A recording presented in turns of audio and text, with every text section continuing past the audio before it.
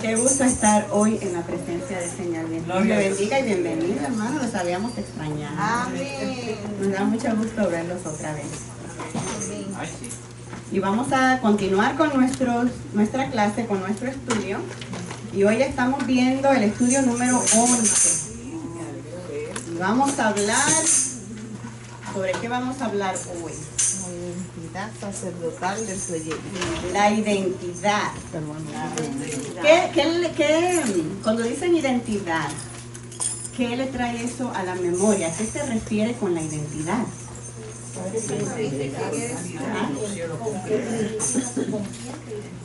La identidad sacerdotal del creyente. Así que se trata de mi identidad.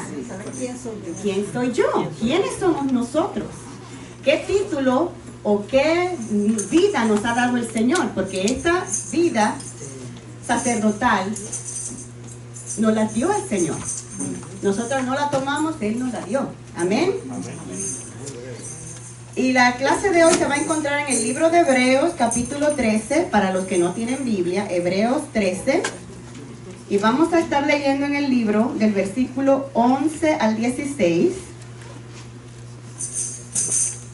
Y también Primera de Pedro, capítulo 2. Y vamos a ver los versículos 4, 5, 9 y 10. La identidad sacerdotal del creyente. Amén. ¿Estamos todos? Ya tenemos, el que no tiene el libro, ya tiene la lectura bíblica. Sí. En el libro de Hebreos, capítulo 13, versículo 11 al 16. Y Primera de Pedro, capítulo 2, 4, 5, 9 y 10. Maribel, ¿me puedes leer el pensamiento central? Amén. Dice, el sacerdocio espiritual de los creyentes en la casa de Dios es un ministerio de gran influencia para el desarrollo de la obra de Dios en esta tierra. Amén. Así que el sacerdocio, que es nuestra identidad ahora en el Señor, es un ministerio, así que no podemos decir que no tenemos ministerio. Cada uno de nosotros tenemos un ministerio dentro de la casa del Señor. Amén. Y hermana Carol, ¿me puede leer el texto áureo? Mas vosotros sois linaje escogido, real sacerdocio, nación santa, pueblo adquirido por Dios, para que anunciéis las virtudes de aquel que os llamó de las tinieblas a su luz admirable. Amén. Y vamos a entrar inmediatamente a la clase. Dice la palabra de Dios en Hebreos 13:11. ¿Estamos listos?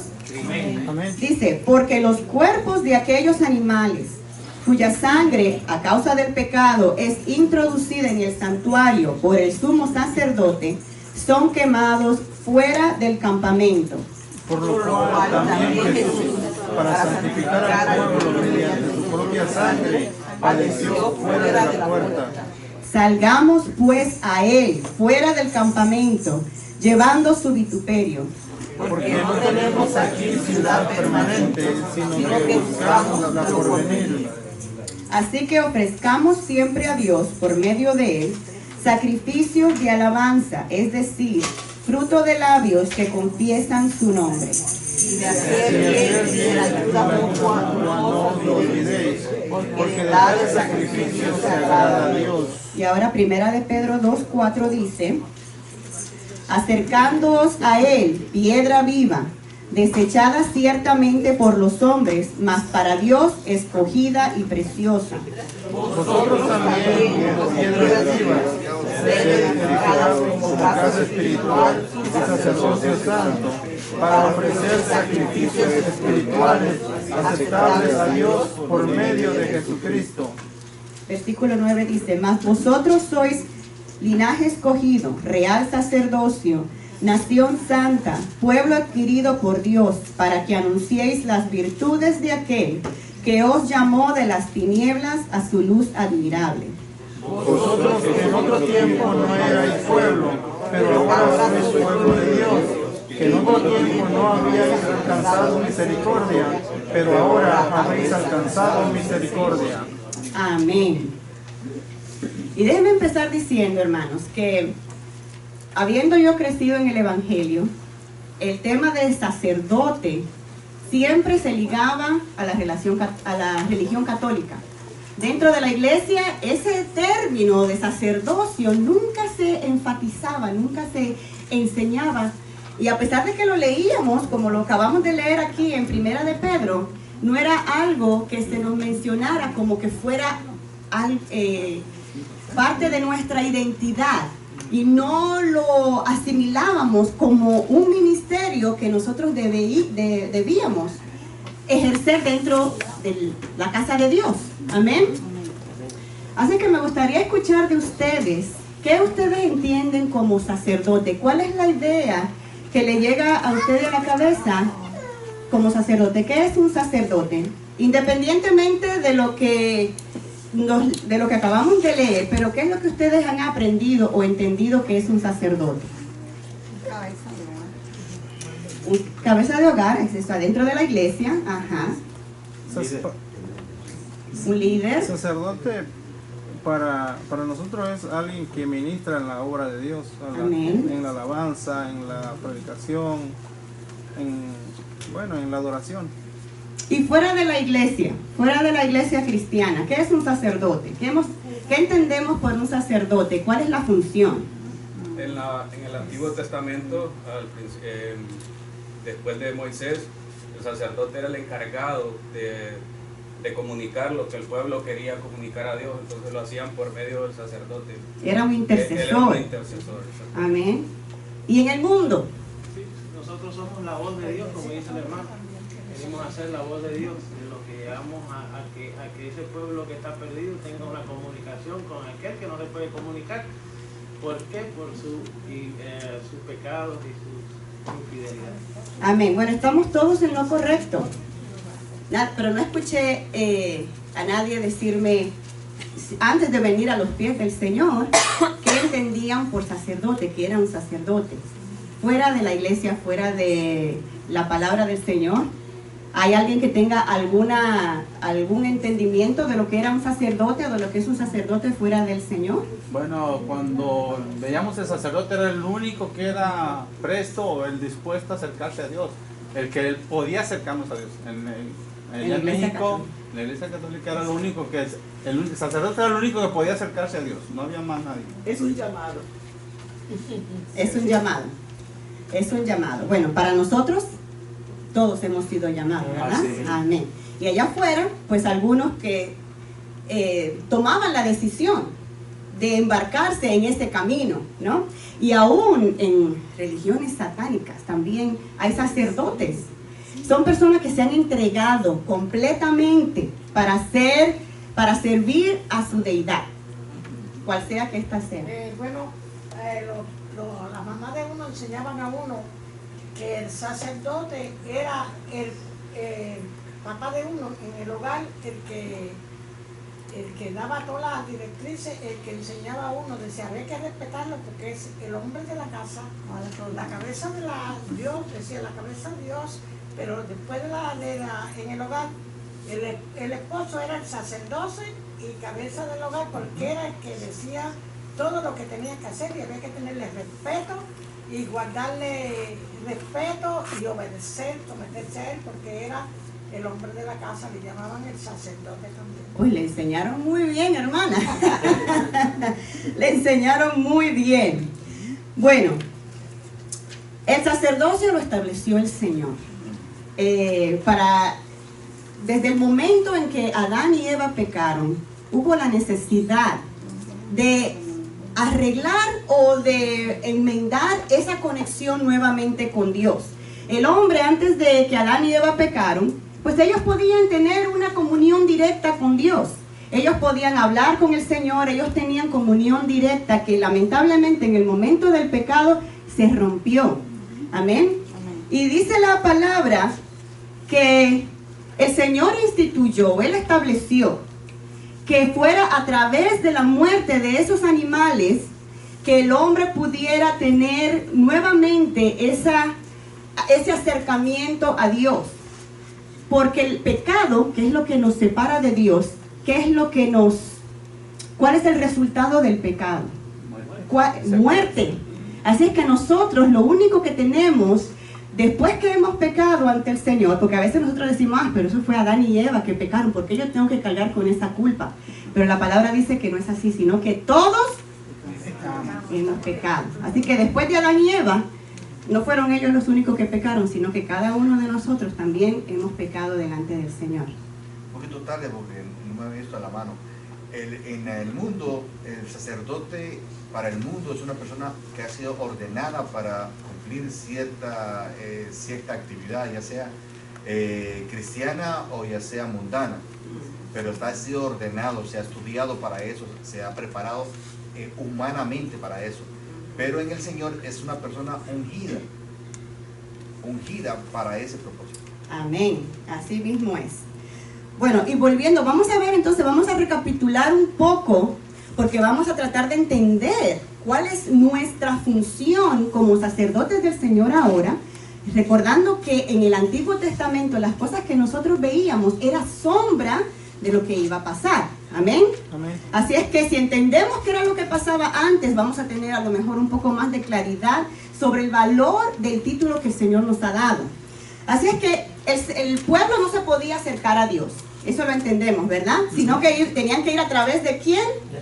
Del sacerdote. Y había uno que era el mayor de todos. ¿Y ese era cuál? El sumo sacerdote. Así que él era la cabeza de todos los sacerdotes que estaban debajo. Y él tenía una función que realizar en particular. Cada sacerdote que estaba en el templo tenía su función.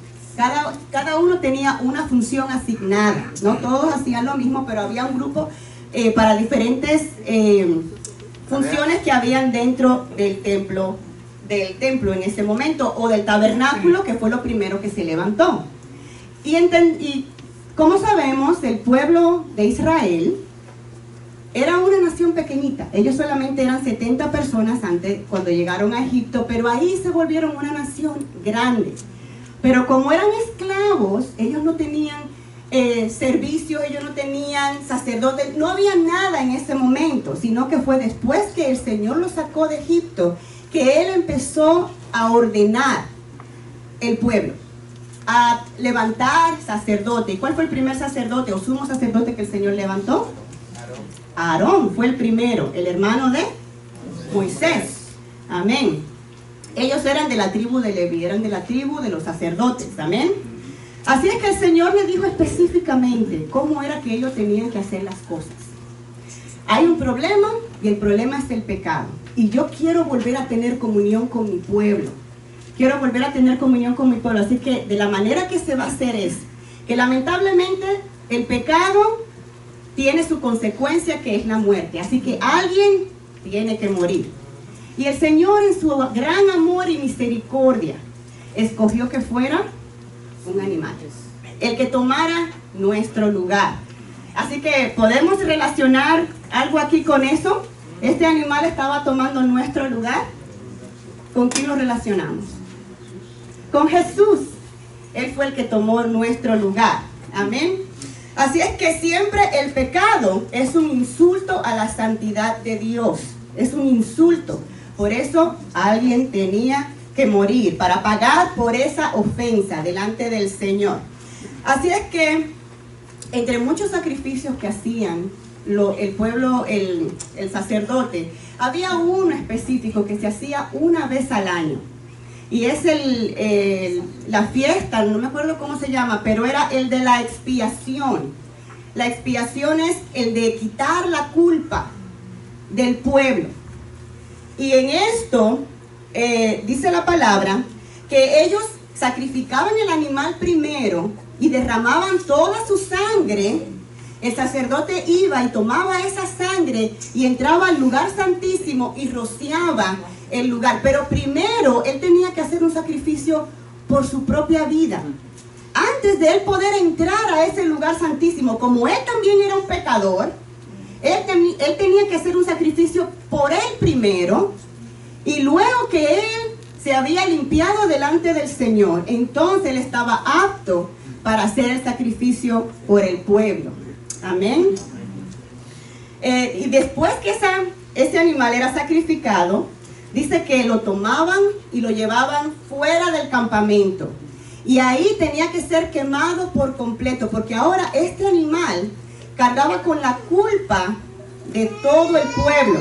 Así que este animal, aunque muchos de los otros sacrificios que ellos hacían, el sacerdote podía comer de él, y también los que llevaban la carne para ser sacrificada, pero en esta ocasión el animal tenía que ser consumido completamente en el fuego. Amén. De esto él no podía comer absolutamente nada. Y cuando sacaban el animal afuera, dice la palabra en Juan 19:17, que el Señor, cuando él llevaba cargando su cruz, dice la palabra que él fue crucificado afuera de la ciudad. Así que podemos ver cómo el Señor Jesús, todas las cosas que nosotros vemos que iban pasando en el Antiguo Testamento, Él vino también de igual manera cumpliendo cada una de ellas en su momento. Cuando el Señor murió, Él cumplió exactamente los mismos pasos que el Señor había ordenado para ese animal, ahora lo estaba cumpliendo Jesús. Él murió fuera de la ciudad. Este animal era sacrificado y era quemado fuera de la ciudad, fuera del campamento. Amén. Y el libro enseña que así como el animal fue quemado completamente, que se consumió completamente en carbón, simboliza el sufrimiento que el Señor pasó antes de subirse a esa cruz y durante el estar clavado en esa cruz. Amén. Dice que el cuerpo de Jesús fue expuesto a los horribles dolores de su sacrificio. Era una entrega voluntaria. Él sabía lo que iba, sin embargo, él voluntariamente se ofreció como ofrenda y sacrificio por amor a nosotros. Amén.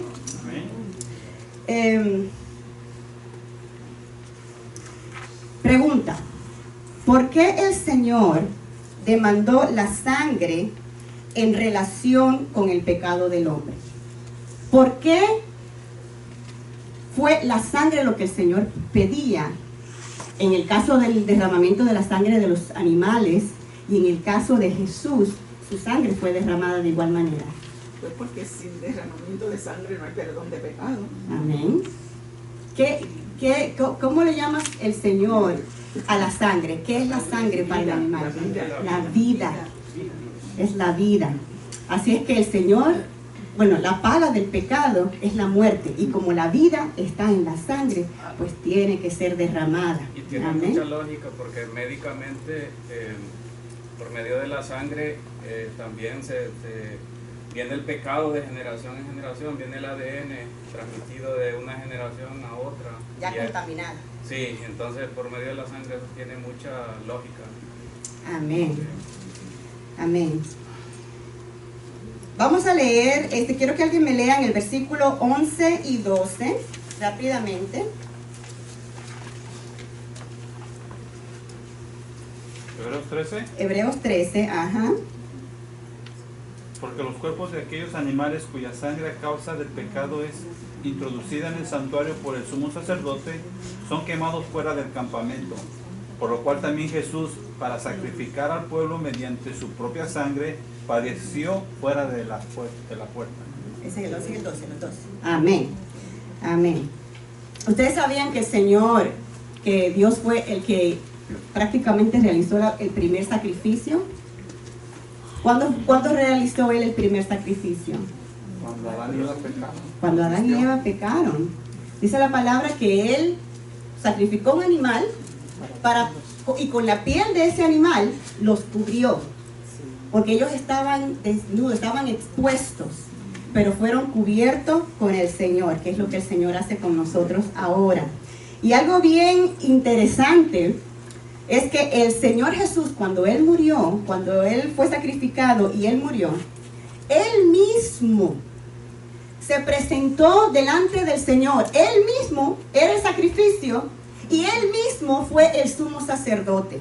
Él no tuvo que presentar como el sumo sacerdote un animal para que Él pudiera ser santificado primero antes de presentarse ante el Señor, sino que Él, su sangre era pura y santa. Así es que no hubo que hacer ningún otro sacrificio por él, sino que él mismo derramó su sangre y él, como sumo sacerdote también, llegó ante el tabernáculo que está en el cielo y presentó allá el sacrificio que él había hecho por cada uno de nosotros. Amén. ¿De qué linaje era Jesús? ¿De qué tribu? De Judá. De la tribu de Judá. Así es que él no era de la tribu de Leví, que era la tribu de los sacerdotes.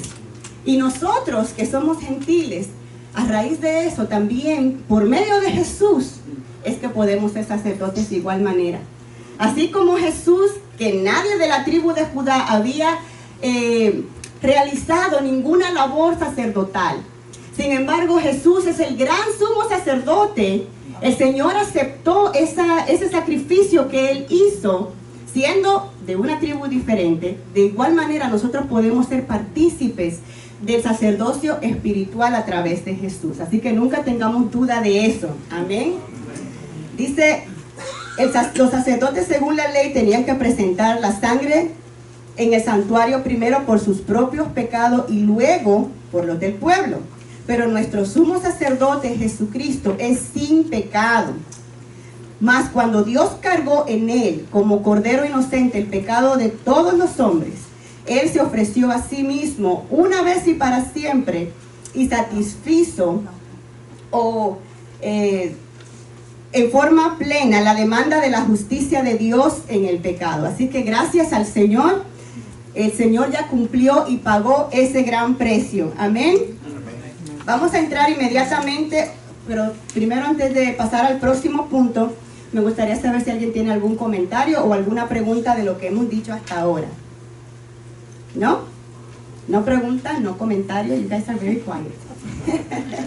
Están bien tranquilos. Bueno, entonces vamos a leer 2 de Pedro 2, 4 y 5. El que lo encuentre primero lo tenga primero que lo lea. Acercándonos a él, piedra viva, desechada ciertamente por los hombres, mas para Dios escogido y precioso. Vosotros también, como piedras vivas, sed edificados como casa espiritual y sacerdocio santo, para ofrecer sacrificios espirituales aceptables a Dios por medio de Jesucristo. Amén, amén. Nuestra identidad en Cristo contempla el que seamos un sacerdocio santo para Dios. El Señor nos ha hecho santos a través de ¿qué? De su sangre. La sangre de Jesucristo nos limpia de todo pecado. Y santidad significa que somos apartados del mundo, apartados de todo lo que el mundo ofrece, apartados de una vida pecaminosa, consagrados al Señor. Y como estábamos hablando de los sacerdotes, cuando nosotros vemos, por ejemplo, los sacerdotes católicos, ellos están completamente separados del mundo. A tal grado llevan ellos esa separación que hasta le impiden casarse. Ellos no quieren que tengan nada que estorbe su entrega al servicio de Dios. Y claro, haciendo eso están yendo en contra de la palabra y por eso vemos tanto pecado, porque están yendo contra lo que Dios instituyó como es el matrimonio. Amén. Pero podemos ver que lo que ellos entienden es que es una entrega total, devoción. Así que podemos aprender de eso, de que nosotros ahora en el Señor, como sacerdotes que somos cada uno de nosotros, debemos de igual manera estar entregados y devotos a la obra del Señor. Y luego vamos a ver qué es la misión o cuál es el ministerio que como sacerdotes de Dios nosotros tenemos que estar llevando, tenemos que estar. Ahí nos enseña un poquito lo que decía al principio, que dice que sacaban los pecados, llevaban a hacer el sacrificio afuera. Entonces cuando nosotros reconocemos al Señor Jesucristo como nuestro Salvador, así mismo tenemos que sacar los pecados, echarlos fuera de nosotros y que se permanezcan fuera. Eso es lo que hacía, era como que venían y limpiaban completamente el pueblo y sacaban eso y lo desechaban. Así tenemos que ser nosotros cada día de nuestras vidas como sacerdotes delante del Señor. Amén. También hay una forma, como dijiste, que todo lo que se hacía anteriormente era una representación de Jesucristo, lo que ellos hacían con la carne y todo lo que hacían. Entonces ahí vemos el error que tienen los sacerdotes católicos, porque para ellos no significa nada el precio que hizo Jesucristo en la cruz del Calvario, porque ellos todavía siguen haciendo el trabajo que hacían los levitas, y los levitas no podían estar sin tener mujer, porque en la primera generación hubieran acabado si no se hubieran procreado. Entonces viene Jesucristo y toma nuestro lugar, o toma el lugar de los sacerdotes, y él mismo nos enseña que esa carne que comían antes ahora iba a ser el cuerpo de él, y lo íbamos a estar repitiendo, ¿verdad? Entonces ahora él nos da la autoridad o nos da la potestad de que seamos sacerdotes, ¿verdad? Pero ya no como representantes de Cristo, porque ya Cristo lo hizo. Ahora nos da que nosotros representemos, pero ministrando, o sea, dando ejemplos, siguiendo el ejemplo de él. No es como estos sacerdotes lo están manifestando hoy en día. Eso ya dejó de existir hace mucho, y antes era Dios el que los llamaba.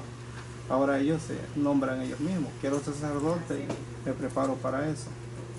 Amén. No, incluso hoy mismo un sacerdote hace lo que hacía un sacerdote antes. O sea, el sacerdote católico hace lo que se hacía en eso. O sea, hace el mismo rito de crucificar a Jesucristo, de derramar su sangre, de que los predigreses tomen su sangre o sea, hacen el mismo rito todo el tiempo. Por eso sigue siendo un sacerdote. Ha malinterpretado eso del sacerdocio, sino lo siguen haciendo. Está muy bien. Amén. Bueno, lo que acabamos de leer, bueno, podemos entender que Israel tenía un tabernáculo físico. El Señor les mandó a ellos a que construyeran este lugar donde iba a guardar la presencia del Señor. ¿Se acuerdan en qué era lo que representaba la presencia del Señor? El arca del pacto representaba la presencia del Señor. Así que el Señor había hecho o lo había mandado a Moisés a que fabricara un tabernáculo, una casa que fuera la casa de la presencia del Señor.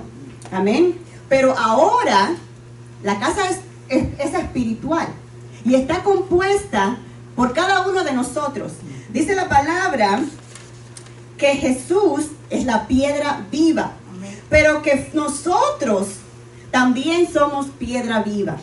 Así que cada uno de nosotros es una piedra que si la ponemos una encima de la otra, vamos a formar esa pared que va a construir esa casa donde habita el Señor, donde el Señor se pasea en medio nuestro. Así que para que eso pueda funcionar, para que esas piedras puedan encajar y tener de verdad una casa bien hecha, ¿qué tiene que haber entre nosotros? Armonía.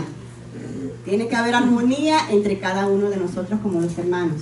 Por eso es que el Señor habla tanto del amor. Y dice la palabra que el que no ama no ha conocido a Dios, porque Dios es amor. Y en esto conocerán que son mis discípulos, en que se aman unos a otros. Amén. Eso miramos un ejemplo como cuando se construye una casa. Miramos que el fundamento es Cristo, el concreto que va debajo, ese es el fundamento que sostiene la casa. Nosotros somos como los ladrillos o los bloques, podemos decir así, y que esos bloques están compuestos por una mezcla que lleva entre medio de cada bloque. Eso puede ser el Espíritu Santo, que es el que nos une, que nos hace amarnos entre nosotros. Amén. Es el que nos mantiene unidos, el Espíritu Santo. Entonces podemos ver un cierto ejemplo. Cuando se construye una casa se necesita estar bien sólida, necesita tener un fundamento muy fuerte, y el fundamento de nosotros es Cristo, o sea que estamos bien fundados. Necesitamos solamente la armonía y el Espíritu Santo para estar bien. La armonía podría ser el plomo para levantar la pared. El plomo, el nivel que se usa para levantar la pared. Porque si no, imagínense, igual construyendo el muro, se hacen para los dos lados. Si el Espíritu Santo viene siendo como la unión, el cemento que usa para unir uno y el otro, el que nos acerca. Jesucristo es la fundación y nosotros los bloques. Entonces, para poder mantener la pared directa donde tiene que ir, es la armonía. Si no estamos en armonía, un bloque va a ir para un lado y el otro bloque así mismo, ¿no? Yo no me quiero pegar de ese bloque, así que así es que la casa va a ser débil. En ese sentido, la casa va a ser débil, porque si no, esas piedras tienen que estar bien pegadas, pero si están muy separadas, en cualquier viento la puede tirar. Aquí hay un pasaje aquí abajo, dice, lo ilustra bien bonito, no lo había visto. Dice, la casa de Dios se edifica con cada piedra bien colocada con la otra, con cada creyente en armonía con su hermano para poder levantar una casa bien coordinada. Ahí está bien especificado. Más claro no canta un gallo. Así mismo es. Y la calidad con que servimos en nuestro sacerdocio, porque ustedes saben que el sacerdocio es un servicio que tenemos que prestar. El sacerdote en aquel tiempo, ese era su trabajo. Él tenía que desempeñar una labor, una obra. Ahora nosotros también tenemos una obra que desempeñar y una labor. Y la calidad con que nosotros hagamos esa obra. ¿Sabe lo que es calidad, verdad? Cuando uno va a comprar, uno siempre quiere la de mejor calidad, lo más bueno, lo que se dañe menos, lo que dure más. Pero claro, cuesta más, ¿verdad? Pues de igual manera a nosotros nos cuesta entrega y comunión con Dios. Así es que la calidad con lo que nosotros vayamos a obrar o a cumplir esa función que Dios nos ha dado va a depender con la comunión que nosotros tengamos con Dios. Si tenemos una comunión floja, poca comunión con el Señor, pues así mismo va a ser nuestro desempeño. Y todos fuimos llamados a ser sacerdotes, porque cada hombre o varón o líder de casa es el sacerdote de su hogar, y de la calidad de cómo construye su hogar es la entrega que le haga o la calidad que le ponga a los ingredientes. Si es un buen sacerdote, su hogar va a ser un hogar de Dios, donde Dios va a reinar, sus hijos van a estar cimentados en la verdad y en Cristo, y no se van a apartar. Pero si su cimiento está contaminado, si no está dando la calidad que tiene que darle al Señor, entonces está distorsionando lo que Dios hubiese querido para su hogar. Y todo eso toma esfuerzo, porque nosotros somos llamados sacerdotes o sacerdotes de hogar, el título, pero eso va ligado a una función, algo que tenemos que hacer.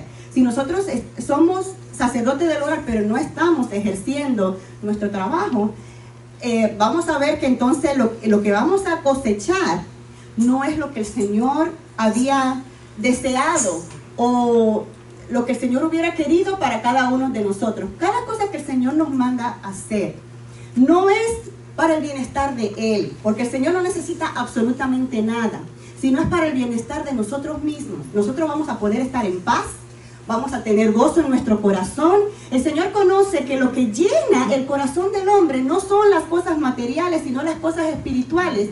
Y por esa razón Él te dice, mira, es por aquí que te tienes que ir. Y vas a encontrar el gozo, vas a encontrar la paz, vas a encontrar la paciencia que tú necesitas. Así es que nosotros hacemos bien en obedecer lo que el Señor nos ha encomendado. Amén.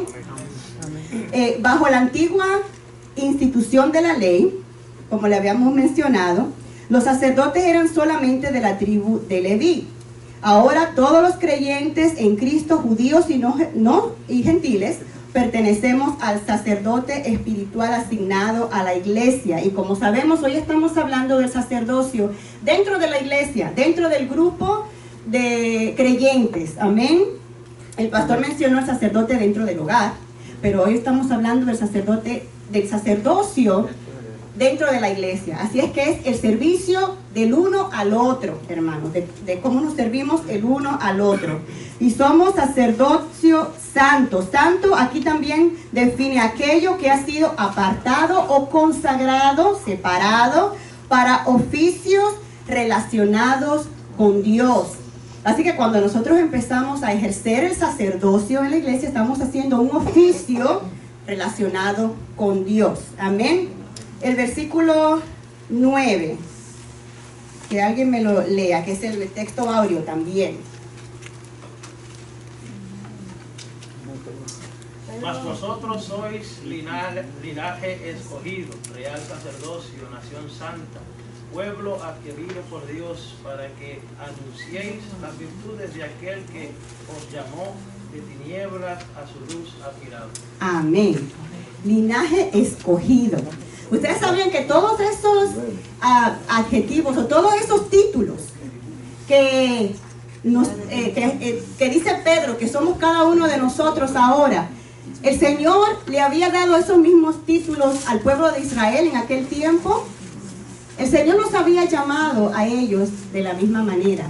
En diferentes versículos podemos ver cómo el Señor le había dado esos títulos también, que ahora nos pertenecen a nosotros. Somos la nación del Señor, le pertenecemos al Señor. Dice, ahora en Cristo los gentiles también pertenecemos al linaje de Abraham. Ustedes saben lo que es un linaje, ¿verdad? Nosotros no hablamos mucho de esas cosas, pero la realeza, los reyes, tienen ese linaje. Bueno, todos tenemos un linaje, claro, pero supuestamente de un linaje o una descendencia de la realeza o ascendencia de la realeza. Y nosotros somos linaje escogido. ¿Y quién nos escogió? Por Dios. Y somos del linaje de Abraham, al igual que el pueblo de Israel, pero nosotros a través de la fe. A través de la fe. Dice que nosotros, en Abraham iban a ser benditas todas las naciones. Y él fue el padre de la fe. Así que él es el padre, el padre para los circuncidados, que son los judíos, y también para nosotros, para los gentiles. Así que nosotros ahora, las promesas de bendición que fueron dadas al pueblo de Israel también nos pertenecen a nosotros en este sentido, porque somos descendientes de Abraham a través de la fe. Así como él creyó, nosotros también hemos creído. El adjetivo real, real sacerdocio. ¿A qué se refiere la palabra real? No es real de verdad. ¿A qué se refiere real? Purificado. De realeza, de rey, de reino. Amén. Y nosotros somos un sacerdocio real, no un sacerdocio de verdad, sino un sacerdocio real, de reyes, de reino. Y el reino le pertenece al Señor. Somos de la realeza divina. Amén. No de la realeza de España, ¿no? No de esa, no la de España ni la de Inglaterra, no. Nuestro sacerdocio como cristiano está dirigido principalmente a la glorificación de nuestro Rey Jesús. Así que nosotros pertenecemos a la realeza de Jesús y nuestro sacerdocio está dirigido a la glorificación de Dios. Así que lo que nosotros hagamos, todo lo que nosotros hagamos, todo el trabajo que nosotros hagamos es para glorificar el nombre del Señor. Cuando dice la palabra que Jesús, eso lo dice en Hebreos, que Jesús era según el orden de Melquisedec. Y Melquisedec era un rey y un sacerdote. Así que si Jesús era de ese mismo orden, era lo mismo. Él era un rey y un sumo sacerdote, es el Señor. Cuando ministramos al Señor e intercedemos por otros, ello nos relaciona con el gobierno espiritual porque somos real sacerdocio. ¿Qué significa ministrar? Cuando dice que ministramos a otros, ministramos al Señor o intercedemos por otro. ¿Qué significa ministrar? ¿Qué entendemos por ministrar? Ministrar. Ejercer una función o un empleo. Así que cuando nosotros estamos ministrando, estamos ejerciendo una función.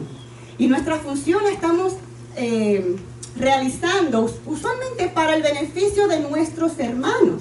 Y en ese trabajo o en esa administración a nuestros hermanos, estamos glorificando al Señor. Y ahora voy a brincar, porque quiero mantenerme ahí en eso del tema de ministrar. Como sacerdote, ¿cuál es nuestro trabajo dentro de la iglesia? ¿Qué es lo que el Señor espera de cada uno de nosotros?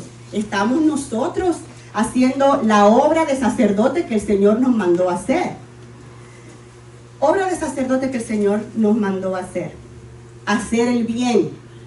Así es que como sacerdote de Dios tenemos que hacer el bien. La palabra nos amonesta a no cansarnos de hacer el bien.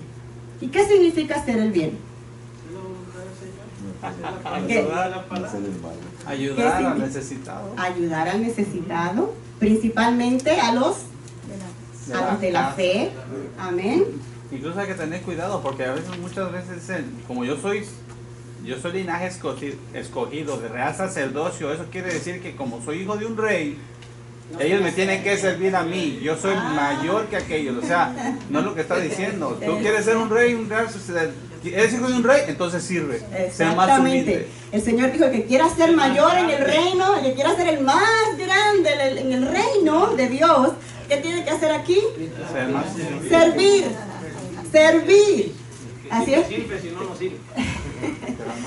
Así es que como sacerdotes de Dios, y como dice Marco, que sí es cierto, muchos se han tomado ese título, lo han llevado a otro nivel, a un nivel tan alto que no se pueden rebajar a servir. Sin embargo, como sacerdotes, esa es la función. Amén. El que decide cuál es la función que ese título va a llevar, no somos nosotros.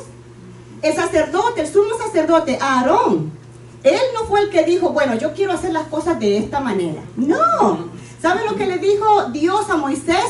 Dile a Aarón que no esté entrando en el lugar santísimo cuando él quiera, porque en una de esas puede morir. Es cuando Dios diga, es como Dios ordena, es en el orden que Él lo pone, no es como nosotros querramos. Y en ese momento que nosotros lo hacemos como nosotros querramos, nos estamos desviando completamente de lo que dice el Señor y ya ni siquiera estamos haciendo la obra de Dios, estamos haciendo nuestra propia obra. Amén. Un sinónimo de sacerdote es servidor. Servidor, pero se oye más bonito sacerdote. ¿Verdad que sí? Sí, pero somos servidores del Señor. Si el sacerdote sabe lo que significa su título, entonces va a dejar de demandar tanto, va a comenzar a trabajar en lo que realmente. El sacerdote es el que sirve al pueblo como si fuese Dios. Esa es la definición. Exactamente. Así es que nosotros como sacerdotes somos intercesores por nuestros hermanos. Cuando el Señor, la palabra nos llama a orar, a interceder por nuestros hermanos, estamos haciendo nuestra labor de sacerdotes. En el tiempo de antes, ellos intercedían por el pueblo ante Dios para que el Señor perdonara sus pecados. Ahora nosotros intercedemos, tenemos entrada para interceder por nosotros mismos, pero también intercedemos por la necesidad de nuestros hermanos. Y eso está demandado de parte de nosotros por el Señor.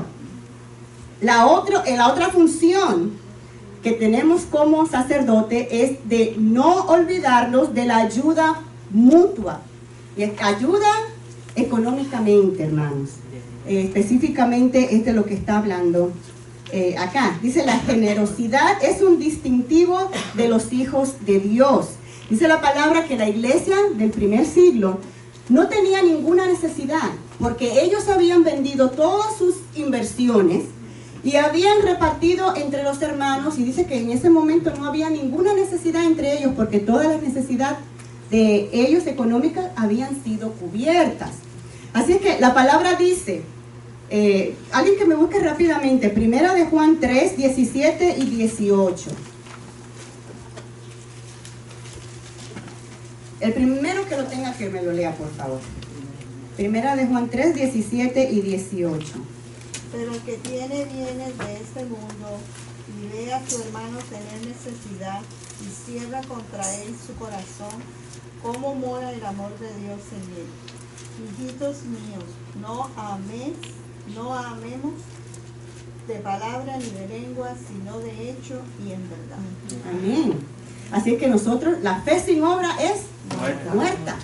Así es que si nosotros vemos a nuestro hermano tener necesidad, ay hermano, yo voy a orar por ti. Sí, oremos por él, pero si nosotros tenemos la capacidad de ayudarlo económicamente, es parte de nuestra función como sacerdotes el ayudarlo también.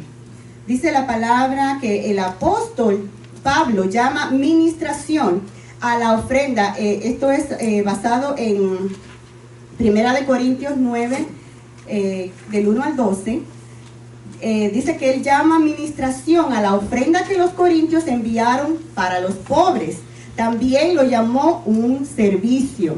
Y dijo que aquella generosidad no solamente suplía lo que a los hermanos les faltaba, sino que abundaban en muchas acciones de gracia. Nosotros a veces escuchamos mucho esa palabra, acción de gracia, venir a la casa del Señor con acción de gracia. ¿Qué es acción de gracia?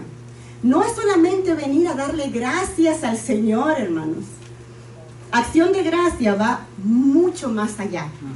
Cuando nosotros entendemos lo que el Señor ha hecho por nosotros, el perdón de nuestros pecados, la misericordia que el Señor ha tenido con nosotros, entonces a nosotros, todo lo que nosotros hacemos para el bien de nuestros hermanos es una acción de gracia. Gracias, Señor, por lo que tú hiciste por mí. Gracias porque tú me has suplido. Mira, ahora yo tengo para darle a mi hermano. Como lo dice aquí en Proverbios 19:17, me gusta como lo dice. Dice, a Jehová presta el que da al pobre, y el bien que ha hecho se lo volverá a pagar. Cuando nosotros hacemos algo por nuestros hermanos, el Señor se agrada. ¿Por qué? Porque hacemos como Él hizo. Él pone a los demás primero que a Él mismo. Y cuando lo hacemos así, el Señor se agrada y nos bendice mucho más de lo que podemos esperar. Sí, la palabra dice, no des con tristeza ni por necesidad, porque el Señor nos ama y Él bendice al dador alegre. Así es que cuando nosotros estamos ayudando a nuestro hermano, y no solamente económicamente, pero a veces lo podemos ayudar con nuestro tiempo. Si el hermano necesita que nosotros lo ayudemos en su casa a mudarse, o si el hermano está enfermo y necesita que alguien lo vaya a asistir, todas esas cosas lo hacemos por la misericordia que el Señor tuvo con nosotros. Esa es una acción. Señor, gracias, porque todo lo que hacemos lo hacemos para el Señor y por el Señor. Así es que si lo estamos haciendo por el Señor, es una acción de gracias, porque estamos agradecidos con el Señor. Entonces yo trato bien a mi hermano. Yo venía hablando con mis hijos esta mañana de eso mismo. Cuando nosotros entendemos que todo viene de Él, por Él, y al final es para Él, entonces todas las cosas cambian.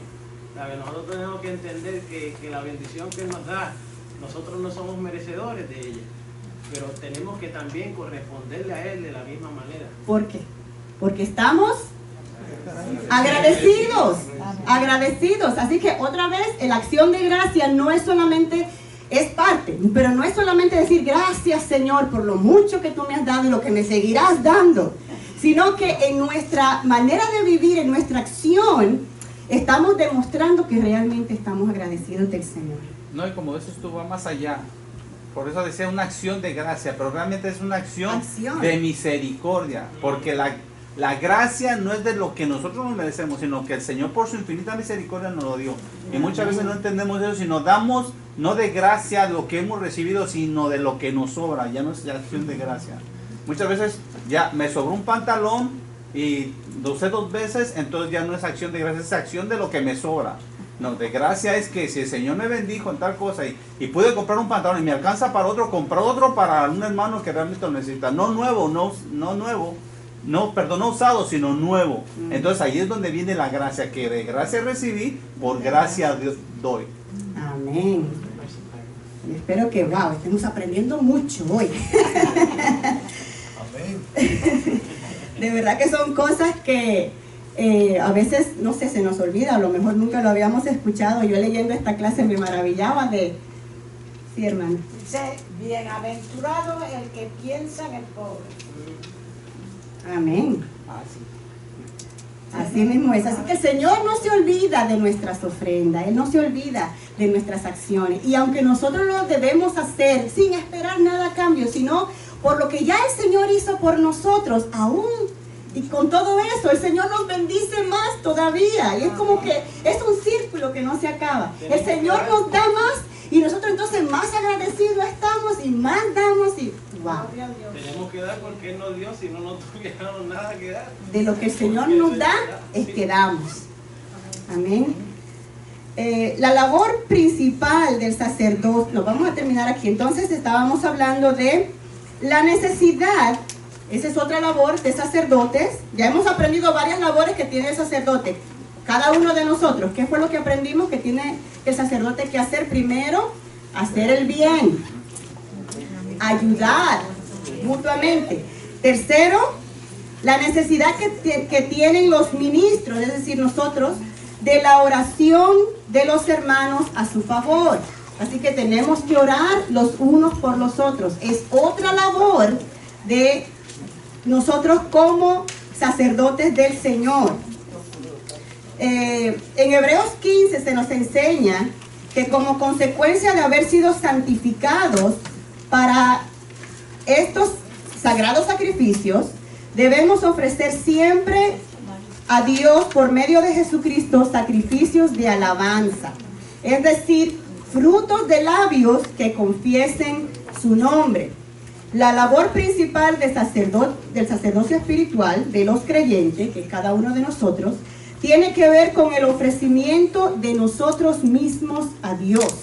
Así que para ser un buen sacerdote, lo primero que tenemos que hacer es ofrecernos por entero al Señor. La palabra dice en Romanos 12:1, Romanos 12:1.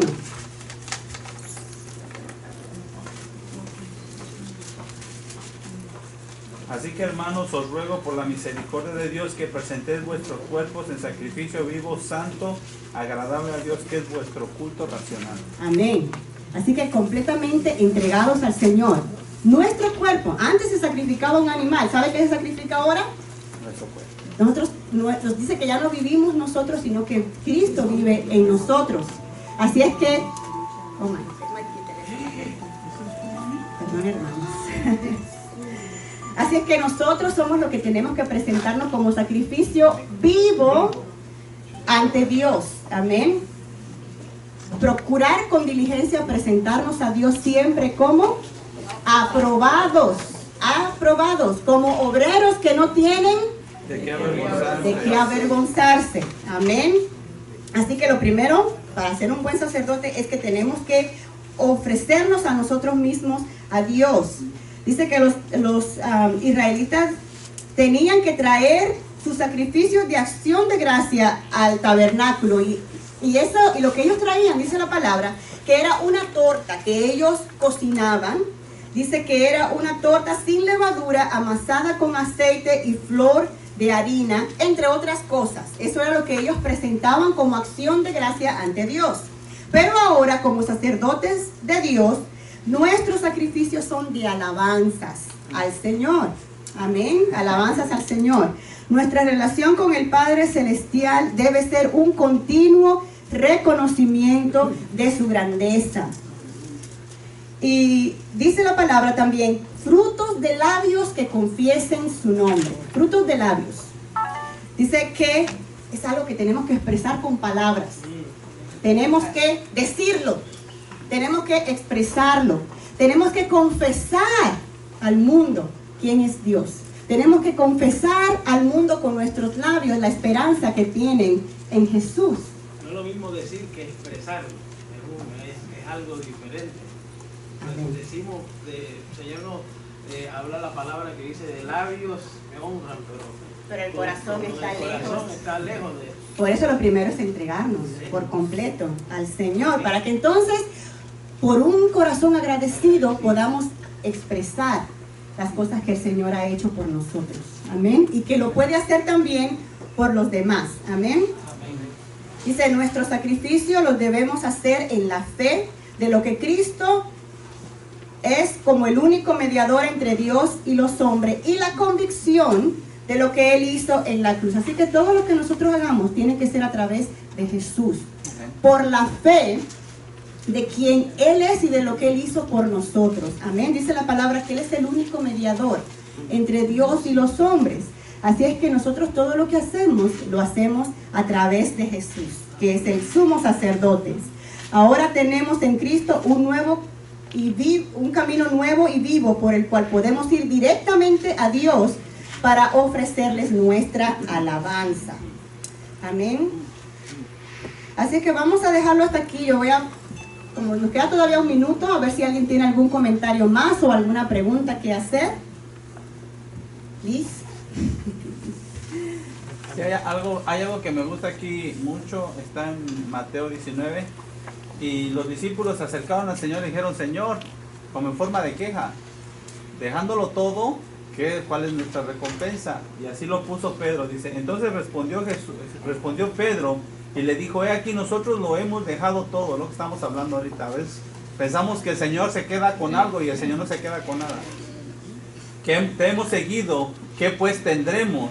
Y Jesús les dijo: de cierto os digo que en la regeneración, cuando el Hijo del Hombre se siente en el trono de su gloria, vosotros me seré sobre los 12 tronos para juzgar a las 12 tribus de Israel.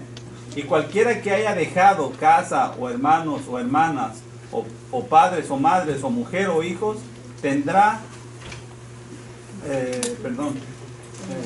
padres o madre o mujer o hijos o tierras por mi nombre, recibiré 100 veces más y heredará la vida eterna. O sea, dejaban todo por seguir al Señor, pero en el dejar todo y servir a los demás, recibían más. Porque cuando dejaban algo, se acercaban al otro hermano que tenía más, y entonces era como una cadena. Y así mismo lo vemos ahora. El acercarnos a un hermano, o ayudarle a un hermano, o al bendecir a un hermano, estamos dando más de lo que nosotros podemos recibir de parte de Dios. O sea, estamos bendiciendo al otro hermano. Y si ese hermano bendice al otro hermano, ya se hace, como dices tú, una piedra que se va juntando y va moldeándose conforme a la necesidad de cada uno de nosotros. Amén, amén. Así que cada uno de nosotros somos ¿qué? Piedras. Y somos sacerdotes del reino del Señor. Así que nunca olvidemos el título que el Señor nos ha dado, la identidad que el Señor nos ha dado, de ser real sacerdocio del Señor. Pero no solamente un título para quedarnos ahí sentados, sino para que nosotros podamos obrar, llevar a cabo lo que ese título amerita. Amén. Así es que hasta aquí mi parte. Dios le bendiga a cada uno de ustedes. Amén.